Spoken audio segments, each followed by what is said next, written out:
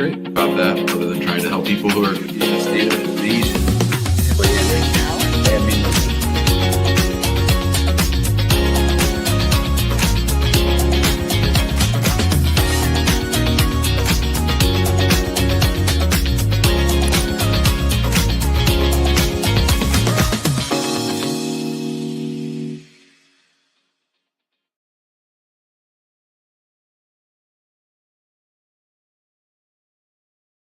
Well, welcome back to the Immigration Answers Show. My name is Jim Hacking.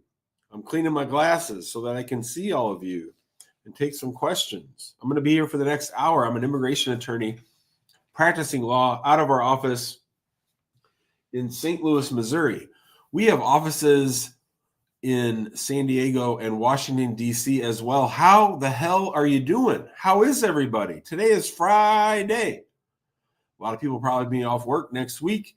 We're going to be open Monday and Tuesday, and then we close Wednesday to Wednesday. So we'll be open back up on the 2nd. Big up to all the Yardies and to everybody watching around the world. I still can't hear entirely. My cold is getting better. My cough is getting better.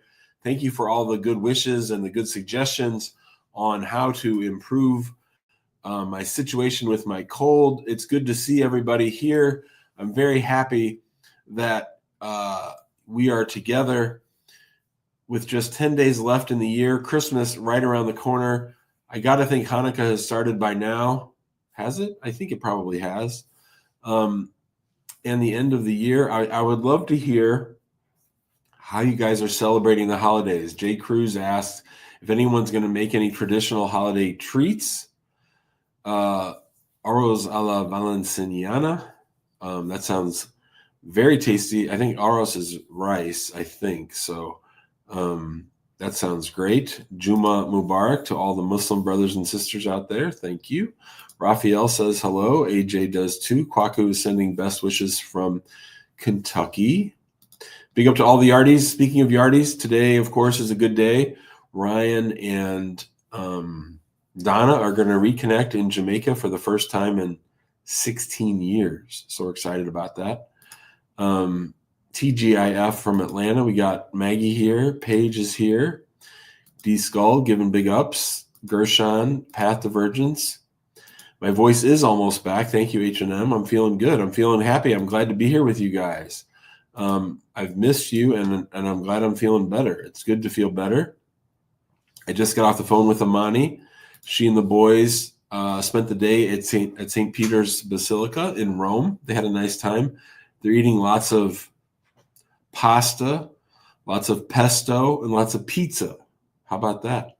We got Jay saying hello from Spokane. Lindy's saying hello, as she so often does. Nicholas is here. Roz is here. Let us know what you're going to do holiday-wise. Let us know what your plans are. I guess we'll talk about New Year's next year. I'm probably going to do a show most days, maybe not on Christmas, but most days I'll probably do a show. I'll probably do a show Saturday and Sunday, maybe around this time, maybe a little later. I'm just going to chill.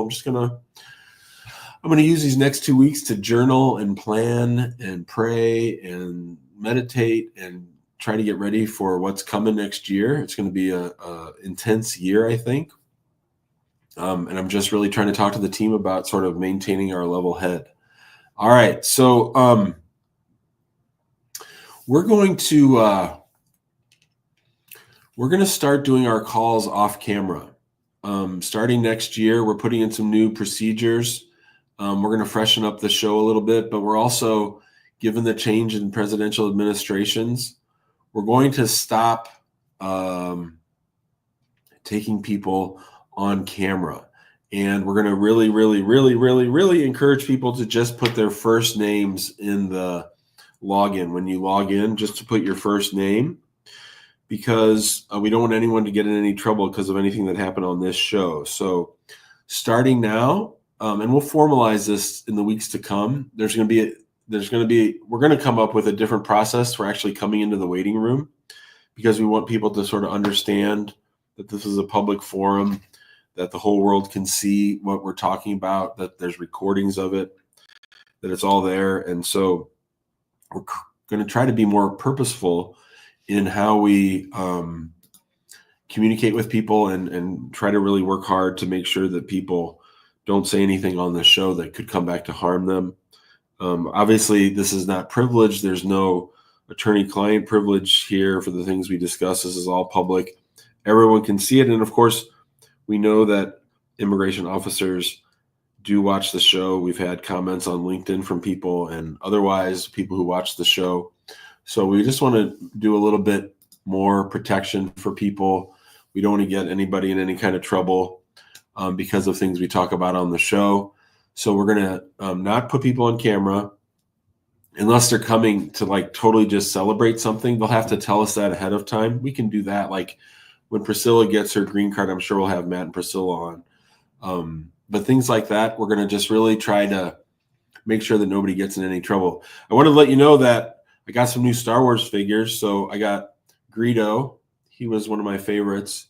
That's not an OG Greedo. I got C-3PO. These are presents that I got from my mom for my birthday. And Nor says I'm still just a kid. This is one of the Ewoks. I think this is the boss of the Ewoks. We got Han Solo. Now, this is Han Solo from Hoth, right? So I'm not going to remove the past lives, Pinkish. I'm not going to do that. This is the Han Solo from Hoth. And so every year around this time, it gets really, really cold here. And so we always freeze Han Solo outside. And then we got a new Luke. So that was fun. And then also we sent out our holiday card and I had this made up. So this is all of us at my sister's wedding when we were in Las Vegas. That's the Bellagio where we were staying. That's Ismail, my oldest son. That's Ibrahim, my youngest son. That's Amani. That's, of course, the Nornator. That's Yusuf. And there's me. It's sort of hard to do this. That's the Bellagio. So I'm going to hang this up in my office. That just came in while I was out sick. So that was fun. All right. Let's go ahead and get started. And the thing is, I think I have to pull somebody up. And so make sure your camera's off, and then I'll pull you up. And again, just use your first name, and you can always talk about your hypothetical friend, Jack or Jill or Tawana or whatever names you want to use. I think talking about things in the hypothetical are good. We have, of course, had that fellow on the other day talking about Jack, but he kept saying me instead of Jack. So I get that, but let's just try to do some things to try to keep things. Oh, one other thing. Oh, yeah, I know, Ashman. I really want to come to Tunisia and see the Star Wars movie site. One more thing. The new preview for Superman came out. So on July 11th, the new Superman movie comes out. It's directed by James Gunn. He directed all the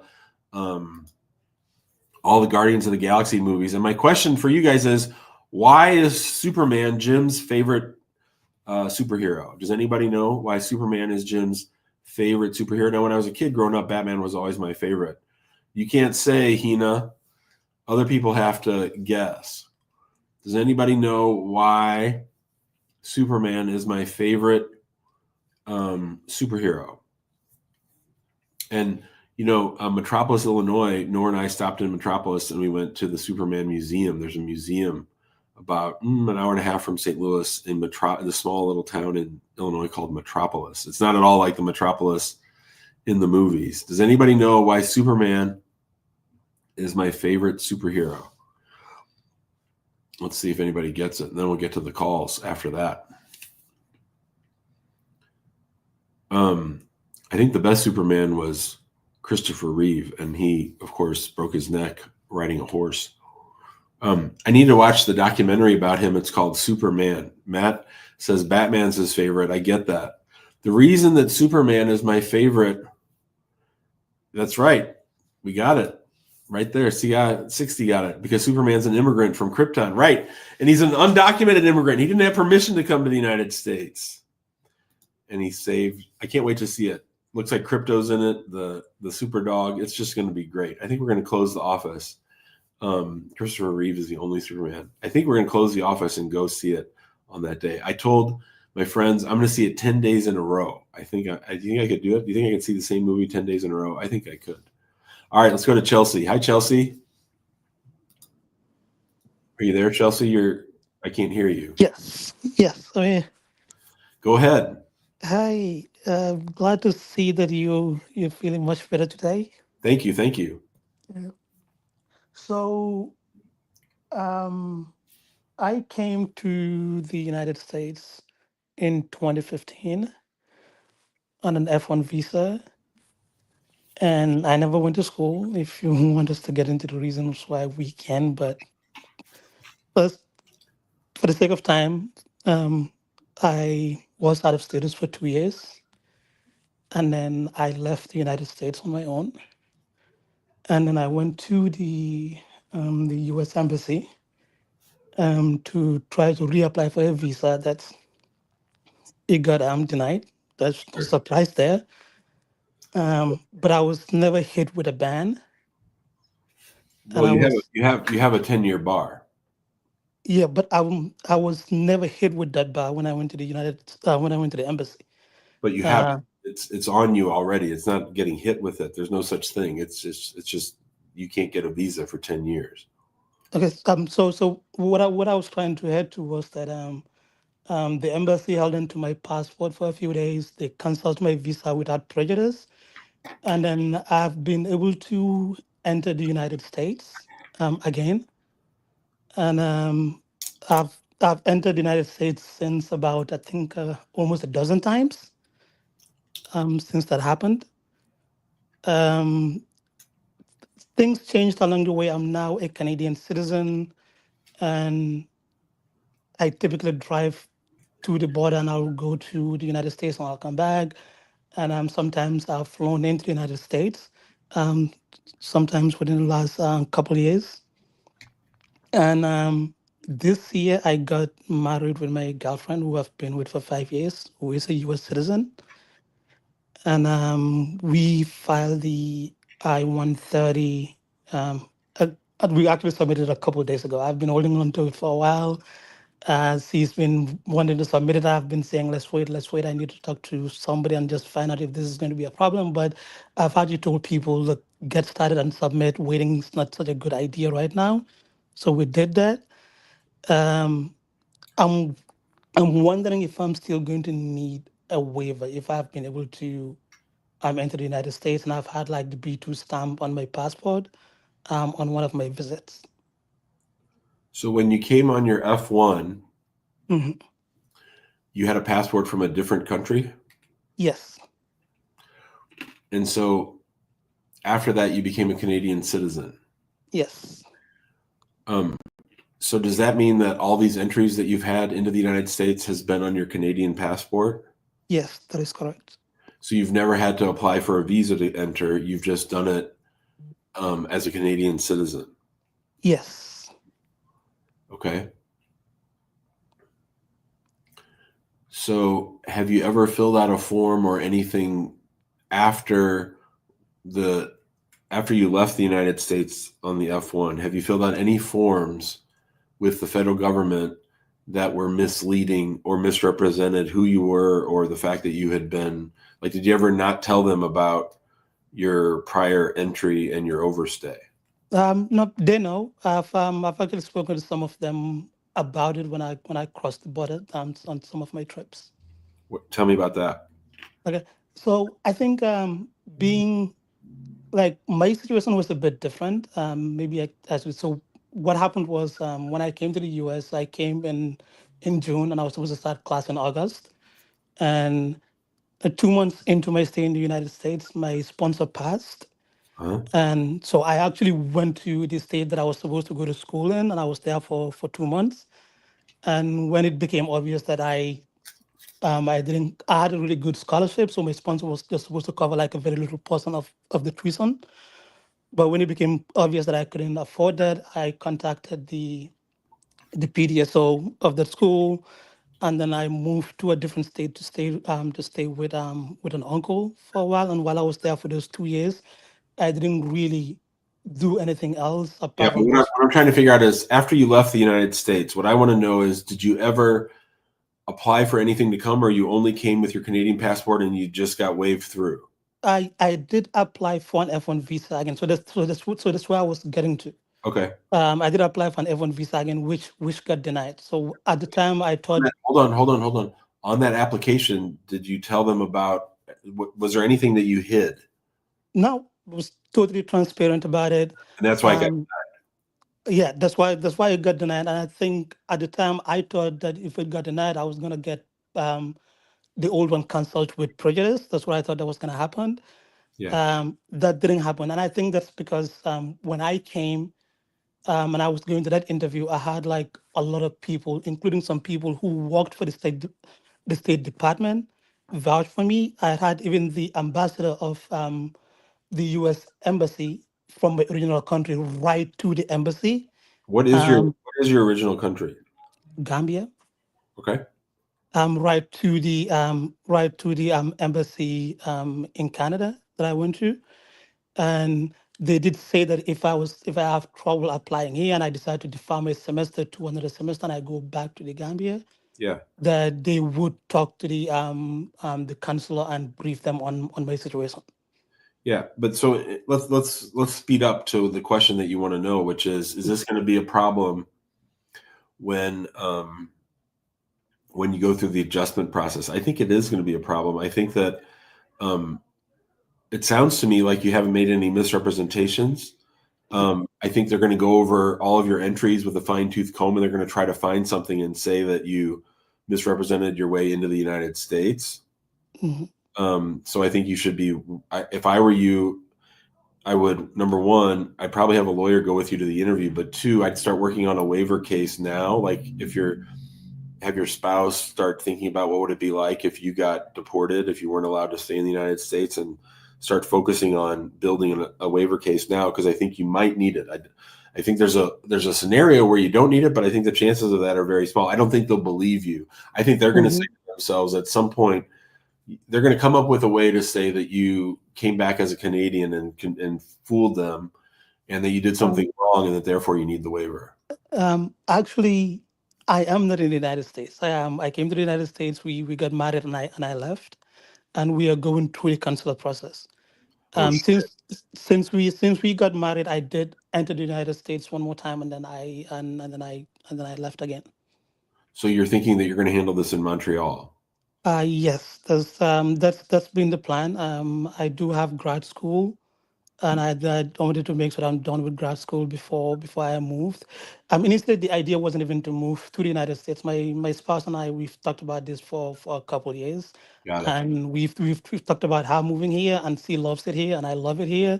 Yeah. But I think the I think problem is, I think Mhm. Montreal's going to give you a really hard time. I don't know if they'll let you in. Okay, okay. So Thanks, Kelsey. Good luck. no problem. Thank you very much. Thanks for the call. Bye bye. All right, bye-bye. All right, let's go to Isabel. Isabel, are you there? You're on mute. Yes, hello, good morning. How you doing? I'm doing all right, thank you. Thank you for the consultation. Sure. I'm asking about my parent used to live in the United States for a while, maybe 20 plus years, and she recently moved back to our country, Mexico. Her reason for returning was voluntary, and now we're trying to have different opinions from lawyers about what she can do to potentially return to the US since she is older. Um, my mom, my parent did move to Mexico, or she did come back to the United States several times, maybe three or so times without permission, and she lived in the US for without lawful status for all those years. Mm-hmm. Um, So she my probably has a permanent sister, bar. If she's entered multiple times without permission, she's got a permanent bar on coming back. that's right, yeah, and well, my sister is a US citizen, so we're wondering if she can, after that bar, can do something for her. No, I don't think so. I don't think they're going to give your mom a visa. Oh, because why do you think that? Because she has a permanent bar. When you enter twice without permission, they won't let you come back. It's almost impossible to overcome or to get them to change their mind. Oh, not even after the 10 years? It's a permanent bar. It's not a 10-year bar. Oh, permanent. Oh, I see. And is there anything for tourist visa, anything like that? She could apply for a waiver for a tourist visa, but again, I don't think they'll give her that either. If she entered the United States repeatedly without permission, they're not going to like that. They're not going to give her a visit visa. And what if she shows that she's established in Mexico and would really come here for visiting? They won't believe her. Okay. Thanks, Isabel. Thank you. Bye-bye. All right. Let's go to Pern. Pern, are you there? Yes, sir. How are you doing, Jim? Great. How are you doing? I'm all right. I spoke with you months prior, Dr. Pern, out of Kenya. And I'm currently back in Texas, but my wife is still in Kenya. We did do the I-130. Now that was in July. She is now at step 2 of 2, case decision. I don't want to ask a stupid question, but I do have to ask a question. There's no stupid question. Yes, she's at step 2 of 2, case decision, and it says an 8-month period, an 8-month time. What is that actually saying? What's the receipt date on the I-130? July the 24th Of what year? of 2024. Yeah, an I-130 for someone overseas takes about 14 to 16 months. So I don't pay any attention to those online things. You're still probably a little less than a year away from USCIS finishing the I-130. Okay, and then when it also says, I know it said something about biometrics and or interview. Do they generally still? I know the medical is required. Wait, and is your biometrics. spouse overseas or in the United States? She's in Kenya still. Then you shouldn't be getting any notices about biometrics. Yeah, because it said something when I was reading up on it. It says she has an option. I know it says biometrics and or interview. And I was just trying to question No, that's whether or not. people in the United States. That doesn't have anything to do with your wife's case. Okay, because I figured all that is required. So it's just a matter of just waiting. Oh, that's right. And we're talking about Kenya. Kenya is really slow right now, even before Trump comes in. Yeah. Well, and then the ambassador choosing to resign early. So Thanks, what it is. All right, thanks, Jim. Bye, buddy. All right. Yeah, Hina says we got a quiet chat today. No one's even saying what they're going to do for Christmas or Hanukkah or New Year's. Come on, let's hear some family or traditional fun stuff you guys are going to do. All right. So I'm going to clear out the waiting room a little bit so that people can come ask us a question. After you ask a question, please go ahead and hang up. Let's go talk to Nell. Nell, are you there? Yeah, I'm here. Hi, Nell. Hey, Jim. How are you doing today? Great. How are you doing? I'm doing great. So we're gonna use my friend John. Has been dating his girlfriend since 2023, and they got married in 2024 or earlier this year. Okay. And they had put together the whole package: the I-130, I-45, 765, and the I-131. And it recently got approved. I think about a week ago. What got approved? The I-130 and the I-485. That's great. Yeah, he was really happy about that. But along the line, so since they had put the application in, there has been a lot of issues within the marriage, and whereas he hasn't been able to work just because he hasn't had the permit to work, and being in a financial strain, his wife has been having issues with him, obviously, because there's no money to be able to take care of herself and him, and bills are obviously still piling up, and he's not able to do anything for that, and that has also been putting a strain on the relationship. And so since the approval has just came in a week ago, his wife now wants to get a divorce. How can he go about, or what would be his next steps in this situation? He doesn't want to divorce his wife, but if she's the one asking for it, he just wants to give her what she wants.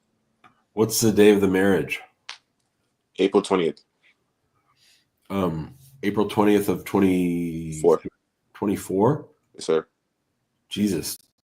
I mean, obviously, whenever USCIS sees that a marriage suddenly falls apart right after the brother gets the green card, they're automatically suspicious. I think that's a big old problem. So I think that I think it'll be very, very hard to get the 751 approved because they have such a short life together. So I think that the conditional green card might be all that he gets, and I think that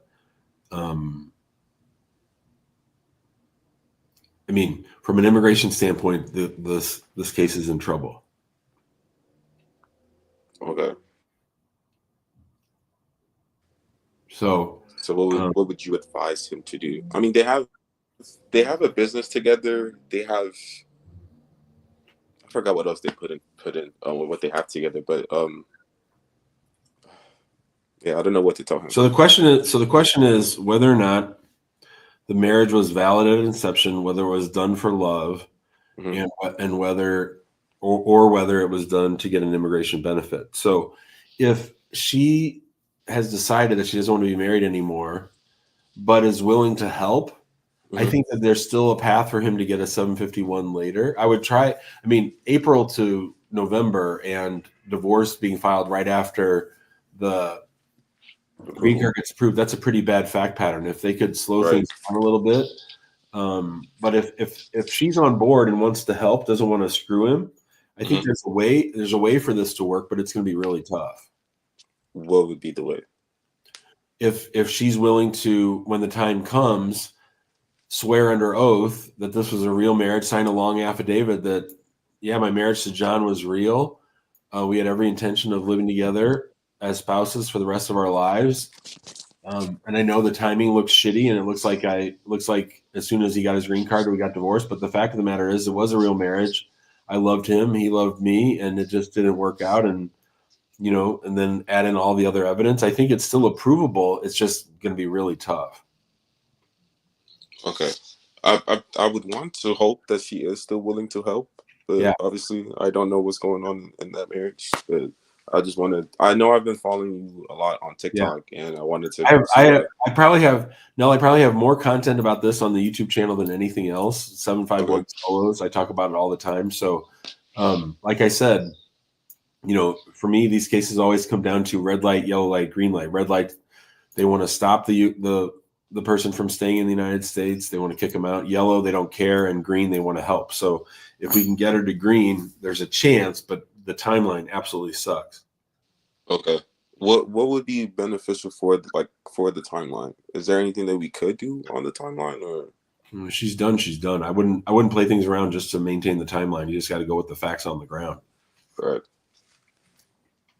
I mean, no paperwork has been put in just yet. I guess so. Yeah. But yeah, I would want to hope that she is definitely still willing to help. My friend John. Thanks, Nell. See you, buddy. Of course.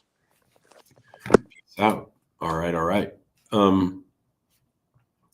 Let's see here. Jail is here. Jail, are you there? Hello, you're on mute. Oh, hi, Jim. Hi, I probably didn't say your name right. No problem, Jaylee. Thank you so much for doing all of this amazing work. Sure. For so many people around the world. Yep. And I just want to I want to raise a scenario. Okay. About Mrs. A and Mr. A. Mr. and Mrs. A. Perfect. I love it. Mr. and Mrs. A. Sponsor a friend as a F1 student, and then the let's say a friend is Miss B. So Miss B got to the U.S. The Mr. A sponsor, and then got Mr. B to the U.S. And then she stayed for a year or two, and then she got married, and then she is now got green card and in the process of application for the U.S. citizenship. Great. Yes, and then that's one case, and then Mr. A, Mr. B also sponsor a father to visit the U.S. and then just to visit, but he's always stay for a few years, and then he go back home. And now Mr. A and Mrs. A would like to sponsor Miss A sister, is that make sense? To the US for F1 visa. So in that case, is Mr. A and Mrs. A able to still sponsor uh, their sister to the US? Because Mr. A already sponsored somebody before, and the father stay at the US, and then he overstay. So let's talk about the father first, and then we'll talk about the sister. Okay. Yes. Whose father is it? It's the wife. The This wife, this is A's father. yes, Miss A's father. Is Mrs. A U.S. citizen? Now she is. So why doesn't she file an I-130 petition for her dad? Well, while he stayed, she wasn't U.S. citizen. But now she can. Now that she's a citizen, she can file for him. But now he's already gone back home, and he's already passed away. Oh, he's dead. Yeah, he's dead. He came to visit, and then in 2 years he decided to go back home because he did not want to wait, because he waiting too long for her to become U.S. citizen. So he went back home, and now So now they you're want to wondering, sponsor a sister. is the fact that dad came on a visit visa and stayed with her and didn't leave on time, is that going to be a black mark on the sister's case to try to come on a student visa? That's the question? Yes, yes, sir. So I think maybe, yeah, I think maybe. I mean, here's the thing. I don't like it when people use words like sponsor people for an F1, because that just confuses things. There's sponsorship. Sponsorship is a legal word that means certain things, and it has no application to an F1 situation. So on an F1 situation, the whole question is, do we believe that this person is coming to the United States to study, and that when they are done with their studies, they will go back home to their home country? So I would stop framing it, oh, my brother-in-law and my sister in the United States are going to sponsor me. That's not how I would frame it at all. I don't want to highlight the brother or sister at all. I want to highlight the fact that I finished my studies in my home country, and I want to come to the United States to continue my studies. There's this great university called Northwestern University in Chicago. Northwestern University wants me to come study there. I'm going to continue my work as a journalist and get my master's degree in journalism at Northwestern University. And I have the money to pay for it. And oh, by the way, I do have a place to stay because my sister happens to live in Chicago. Not that my sister and brother-in-law are sponsoring me. I would stop talking like that, right? I'd be talking about, yes, I'm a student. Yes, I want to go there. The dad stuff is sort of far removed from that. It could come up and be a black mark. I do think that they look at the family as a whole, but to me, it's more about, was the whole family trying to move to the United States versus did dad overstay? I think it's more about the whole family moving than the overstay. They're both important, and she's going to have to be able to talk about everything. But I would stop trying to frame this as a family sponsorship thing and frame it instead as, I just want to go to the United States to study. Even the sister and the brother-in-law sponsor. Stop saying that. That's not sponsorship. They're not sponsoring jack squat. You can't sponsor someone for an F1. That's not even a thing. It's just something that people talk about on the internet. There's no sponsoring someone for a visit visa. There's no sponsoring someone for an F1. There's no invitation to the United States. It's not sponsorship. It's just, my sister happens to live there. I might go see her while I'm there, but I'm coming to study, and then I'm going to come back home. That's what this is all about. That's all the embassy cares about. They don't care about whether or not you're sponsoring them. I see. Because the brother-in-law and the sister will pay for her school, everything. Yeah, so that's fine. That's fine. Say I have the financial sources, but I would quit highlighting that because it just makes it seem like I understand. Got it? Yes, sir. Yes, make it clear. So then it's gave me some idea what to tell family about that. Awesome. Thanks, Jay Lee. Thank you so much. Have a great day. Good call. Thanks. All right. Let's go to Raslan. Hi, Raslan. You're on mute. Ruslan, are you there? Yeah, can you hear me? Yeah, I can hear you. Go ahead. Yeah. How are you doing, sir? Good. Yes, sir. So essentially, I came to the United States as an international student 3 years ago. Okay. So I have one more year left until I graduate. And in December of 2023, so from Morocco is my citizenship. Yeah. What I entered the States as, and 2023 December, and essentially, yeah, this is something I need to say is that I came here to my aunt. So I know you were just talking about sponsorship, but Yeah. what my college was calling it is, what do you call the affidavit of support? So they kind of needed a local sponsor, Yeah. somebody, yeah, essentially. So in legal terms, there's no sponsor, but the Yeah. college, yeah, I appreciate that. Thank you. yeah, yeah. So essentially, in December of 2023, I came to my aunt and I told her that it came out about my sexuality. So she, coming from a conservative background, didn't like that and kicked me out of the house. I'm sorry that And happened. yes, sir. Um, Thankfully, my mother was good with me, and I kind of resorted to living in my car for a couple of weeks until I came into the fire department. So here in the East Coast, I don't know if a lot of states in America do it, but here in the East Coast, you can be a live-in in fire departments. So went through fire class, fire one, all that, and now I'm a full-time living in my fire department here in the East Coast. Yeah, so it's been quite a year for me. That is quite a year. Now they're not paying you, are they? Nope, nope, nope. Yep. So thankfully, it's a volunteer fire department, and that's Yeah. how it is for Wow, that's live-ins. crazy. Hmm. That sounds like a book or a movie. Yes, sir. Exactly. Yes, sir. Hmm. So thankfully, yeah, it's been 600. Like, I don't know if you can hear the radios around that right now. So I heard something when you first came on. Yeah, yeah. yeah, yeah. So 600 So calls for the year. Go ahead. how many? How many? 600 calls for the year so far. Wow. Yes, sir. Any- Anything exciting? Couple days ago, we ran a pedestrian fatal. Oh, that's too Yeah. Yep. And thankfully, my grades came out today, and I maintained a 4.0. Yep. nice. Good Yes, for you. sir. Thank you, sir. So what's your plan? So what happened was, I think it was back in July, I applied for asylum by myself. I know a lot of people advise against that, but I had to essentially since all my mother could support me was barely my tuition, and thankfully I got a scholarship for my tuition because of my high GPA. Yeah. So with my mother's support, like literally yeah, just paying for tuition and my gas to and from the firehouse to the station to the college. I mean, and so I applied for asylum back in July, and um, I got my biometrics on December.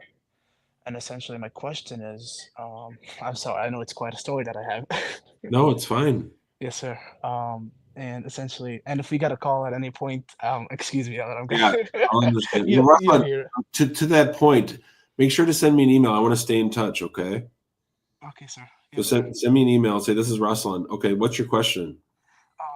And so essentially, because I haven't seen my mother in 2 years, Yeah. and she wants to know if basically I can go. So she lives in Abu Dhabi in the UAE, and she wants to know if basically if I go to the UAE and come back, will I still be able to enter the States, given Um, that I have pending asylum from Morocco?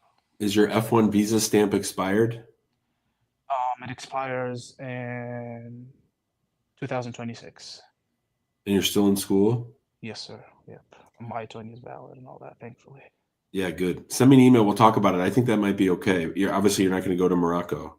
Yes, sir. Yeah, yeah, Yeah. thankfully, and because my aunt, because I started at community college, and this year as well, I had to I think because you can only transfer 60 credits from community college to university, Yeah. and my aunt refused to sponsor it because I needed a sponsor for my I-20, Yeah. basically a bank account and all that, and thankfully it was a family relative that.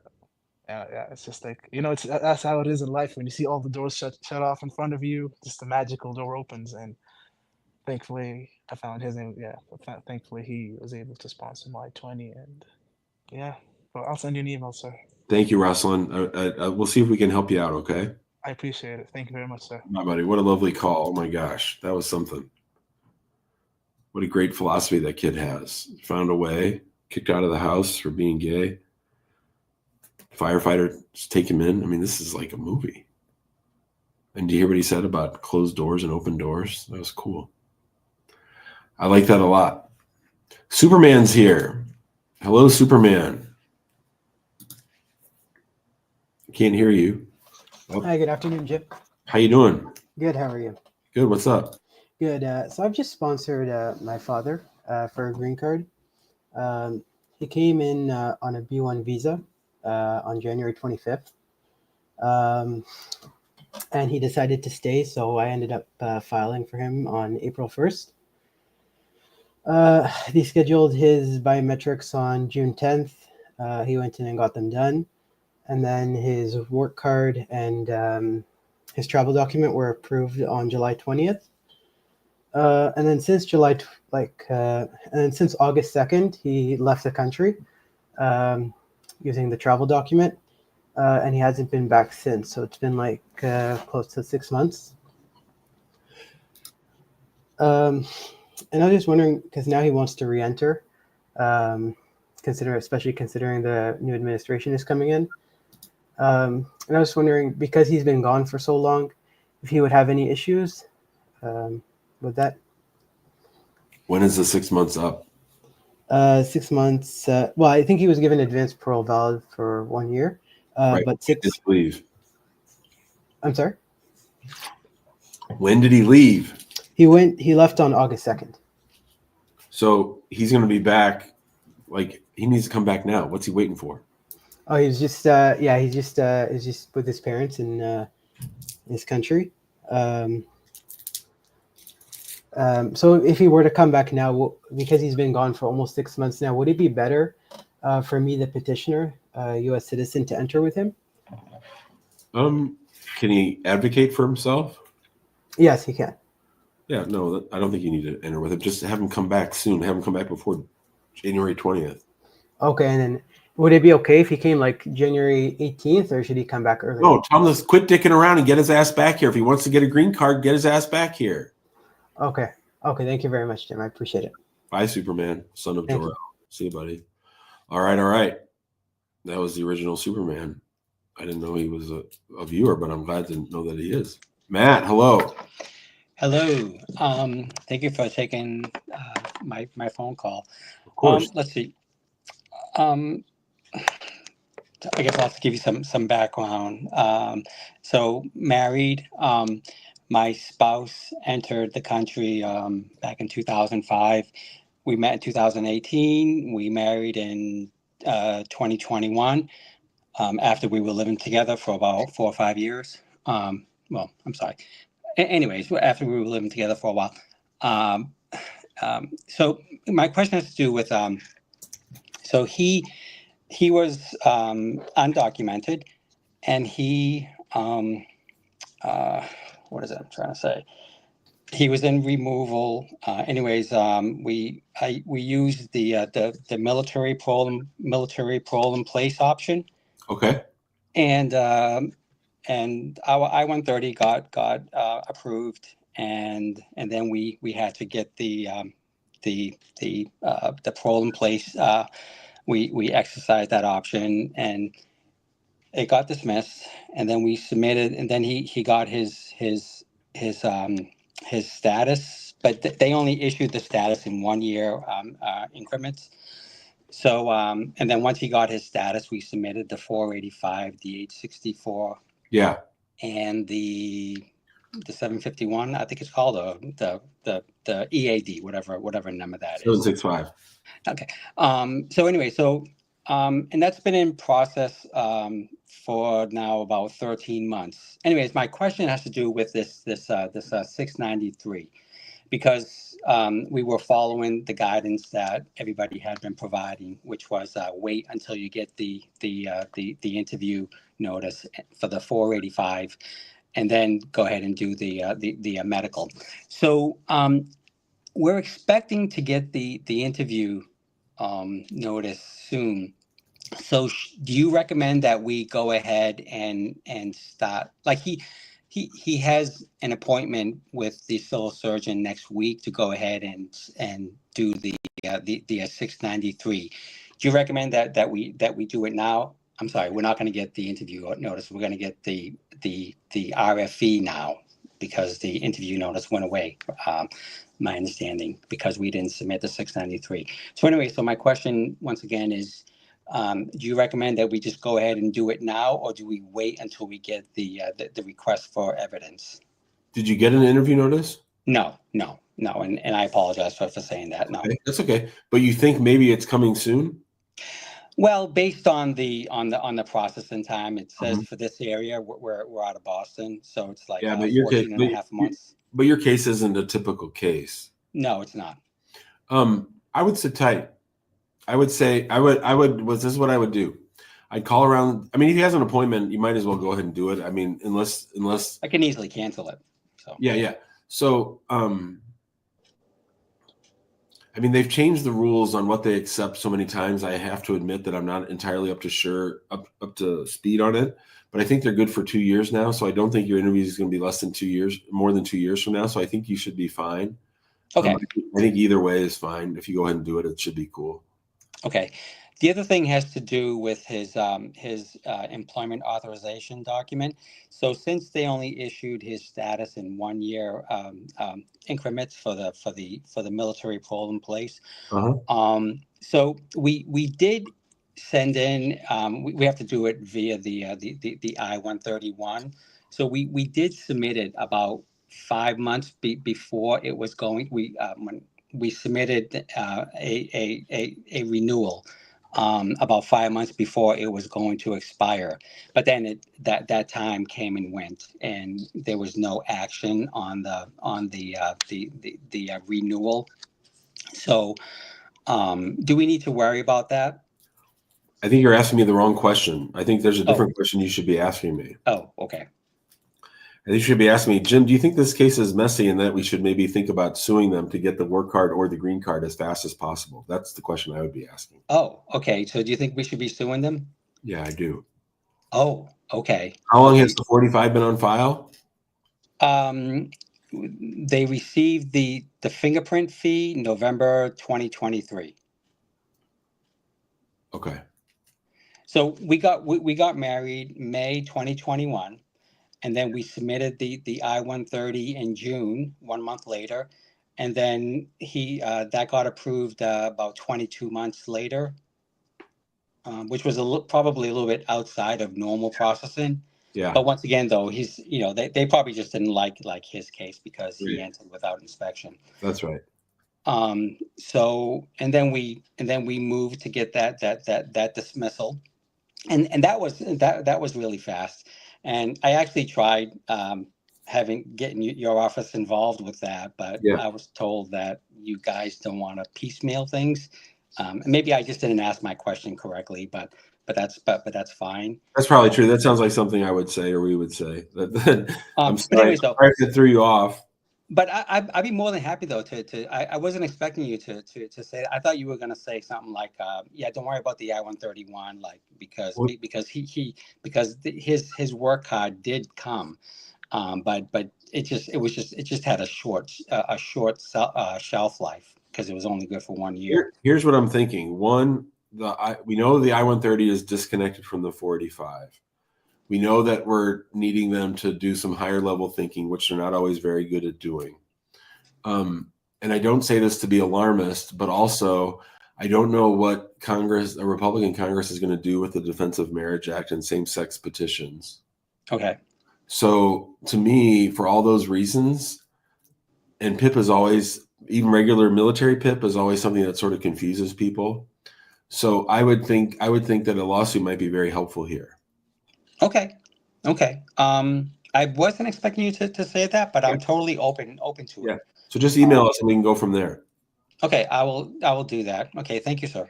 Thank you for your service, Matt. Yeah, thanks. See you, buddy. Yep. All right. We got about 10 minutes left. Listen, if you want to do us a favor, if you go to reviewhackinglaw.com and leave us a 5-star review. I haven't asked in a long time for reviews, but We could use some more reviews. We're always happy to get some more reviews. Remember, I'm not calling on people who are on camera anymore. That's the new rule. And we need to just have your first name, just the first name or an alias. If you have a full name on there, I'm not going to pull you up. So let's go to Nestor. Nestor, are you there? Yes, I'm here. Can you hear me? Hi. Yeah, go ahead. Hey, so I don't know if you remember me. I had left with DACA on advance parole. I had gotten approved a couple weeks ago. Nice. And now you're Yeah, back?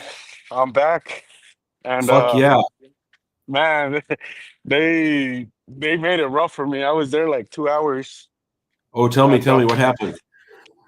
the officer didn't know how to process the AP, and he just kept going back, and you could see Yeah. he was confused. So that was the biggest hurdle there, I think. And they were just slow, man. And I got handcuffed for Where were you? for it was a land crossing in El Paso, Were you Cedra or something like that. Were you freaked out? I'd be freaked out. Yeah, man, I was shooting bricks. That'd be me. Yeah. That'd be me shooting bricks. That's exactly what would happen. So then what happened? Tell me what happened. So I just waited there, no phones, no nothing. You can't speak to no one. My wife was there. The most awkward time there, but I came through super easy. Surprisingly, they didn't ask my wife, not even for her passport. No, she just walked through. So I just want to let you know the good news that I'm back. That's great. Now you're all set to file. Did you file? Not yet. I have my appointment for my medical exam. Good. Next week, getting Awesome. vaccines, all that. Good. Getting my medical record. But yeah, I just wanted to give the good news to you. That's great. Yes, sir. Keep us posted, okay? Let us know when you get it on file. All right, boss. Thank you very much. Merry Buddy. Christmas. Oh, Merry Christmas to you. Oh, that's great news. Oh, that makes me happy. All right. Let's go to Lucas. Hello, Lucas. You're on mute. There you go. Hi, Jim. How's it going? Great. How are you doing? Pretty good. Pretty good. I have a question regarding OPT. So, just a little background. I came here as an exchange student. I did my high school here, and then I came back and got my bachelor's. So, I'm currently on OPT and working in Texas. However, my major, which is respiratory care, I'm a respiratory therapist. It doesn't qualify for the STEM OPT. Sure. So I was talking to my advisor because I'm currently also getting my master's through Texas State here in Texas, and he was telling me I have two options. One, try to apply to the H-1B visa through my my hospital, and then the second would be being a full-time grad student. However, if I go through the route to be a full-time grad student, I won't be able to work as I'm like getting my degree.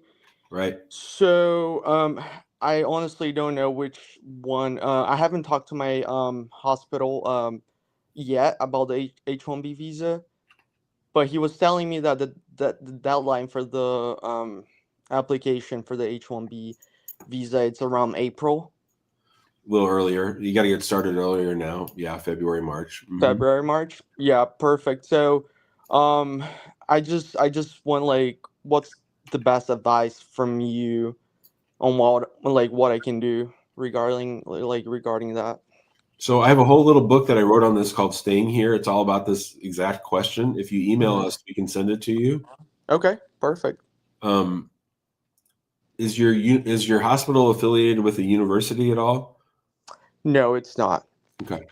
All right. Yeah. Send me an email and I'll get that over to you and we can talk about it. But yeah, you only have one shot at the H-1B, so you got to talk to that employer sooner rather than later. Yep. Okay, sounds good. Bye, Lucas. Bye-bye. All right. I see Alex is in the waiting room. Alex, if you turn off your camera, I'll pull you up. You just got to turn off your camera. Here we go. All right. Here's Alex. Hello, Alex. Good afternoon, sir. How are you? I'm well. How are you doing? I'm fine, thank you. I'm gonna give you like a little bit of the story of my 485. I have a pending 485 related to approve Vawa, and my 485 now is in the Charlotte field office. In between, they requested for RFA for medical, but they didn't update the online account, and me and my attorney didn't get any notice. By getting the help from the congressman, they asked me, send your RFA, even time was clocked out. Right away, I mailed them and I have a proof of the USPS, someone from Charlotte field office received my RFA, but after passing 70 days, there is nothing in their system and I didn't have any approval for 485. When I'm calling USCIS, agent says, we don't know what's going on. Tier 2 officer called me and then he said, just wait. What do you think? What I have to do? Let's back up. Where are you from? I'm from Iran, When did you come to the United States? 2019. What kind of a visa did you have? I have like a B2 visa. I have a Canadian passport. Okay. And so did you get married while you were Yeah. still in status or after? I had like pending another 485, but my ex-husband withdrew the case and case completely was denied, but I applied like 10 days after I applied for Vawa, like 360 with like 485. And my Vawa got approved on February 2024. Okay. And then what happened? They sent you an RFE on the 485? So because because that time I didn't have a safe address when I applied, I Okay. used my attorney address as a like safe mailing address. Yep. So in between, after my 360 was approved, they sent it to Baltimore field office, but Baltimore field office had like backlog. They moved to Charlotte. In between, I think in July 3, my application was in Charlotte, but in July 5th, they sent the RFA notice, but me and my attorney didn't receive. And September 30th, RFA was clocked out. Right. So you're saying that you and your lawyer never received the request for evidence. And do you know what address they sent it to? Yes, the copy of the RFA which USCIS sent it to Congressman office was my attorney mailing address. Do you believe your attorney when they say they never got it? Yes, I believe them because during this waiting time, I received my EAD card approval based on C9. Like renew it, and some couple of the notice from USCIS. They came to that right address, the lawyer's address. Yes. And so you reach out to Congress, they say, well, send it in anyway and tell them that they made a mistake, that you never received it. Yes. And when did you what's the receipt date, or when did you send in the RFE late, as it were? So on the copy of the RFA, this congressman mailed it to me. It shows July 5th, RFA was issued. RFA request was issued. Yeah, but how long ago? I'm trying to figure out, when did you give them the response? So congressman responds them on October 5th, and they respond to a congressman of October 9. Yeah, but when did you and your lawyer give them the RFE response? That's my question. So, okay. October 10, they received. October 10. Okay. And so what did they ask for in the request for evidence? Just medical and vaccination. Okay. I'd give them 6 months. I'd give them 6 months. And if 6 months go by and you haven't heard anything, call me back and maybe we'll sue them to try to get them to finish it up. So Jim, I have a question. Do you know when new president comes from, like coming out, and then my country is in the Muslim banned country? Yeah. So do you think this gonna be affect my pending 485? No, that's for people outside the United States. Okay. Thank you so much, Jim. Bye, I'm Alex. worried now. Okay, bye. All right. So Austin's asking some good questions in the chat. Is why is Jim not taking people on camera anymore? So we're going to change up the show. We're gonna do a couple things in the new year, but we're just getting ready. So given the fact that people still sometimes say dumb things on here that they shouldn't say, and given the fact that they say that with their name attached, and obviously, a lot of times we talk about where people live. We don't want to do anything to get anybody in trouble. That's our number one goal. We want to help people, educate people, teach people, but we don't want to get anybody in trouble. And so with the change in administrations, we thought that it made sense to no longer let people come on camera, and also to do two other things. One, to encourage them to just put their name in the line for their name, just their first name, to maybe use an alias, and to talk about their hypothetical friends, their imaginary friends, talk about somebody else's case, not their case, right? So that's what we're going to be doing going forward. We're going to, in fact, what we're going to do is from now, starting next year, you're going to have to go to this one website, click a button, and then you can get into the waiting room. We're going to change it up a little bit because we want to make sure that people understand that this is public, that they shouldn't be using their name, that the whole world can see this. And we're going to encourage people and require people to do it that way moving forward, given the change in administrations. Hope this makes sense. Again, if you guys have 60 seconds and could leave us a review hackinglaw.com. We'd really appreciate it. Also, with the podcast, if you want to go on Apple or Spotify and find the podcast, we're doing the best of. If you want to leave us a review there, we would really appreciate it. I hope you guys all have a great day. We'll do a show tomorrow, probably around 11, 12, something like that, depending on. I'm going to go to the gym now that I'm finally feeling better. Go to the gym, hang out. I'll be home. Probably do the show from home tomorrow and Sunday. Of course, we got the Stupid Jets on Sunday, and Nora and I are going to go see Little Women at the High Point. How about that? All right, everybody. Namaste. I love you. Have a great night, and we'll be back tomorrow. If you want to get on the text line, text the word show, 314-470-3300. Thanks, everybody. Thanks, Hina, for your help. I'm great about that, other than trying to help people who are in a state of disease.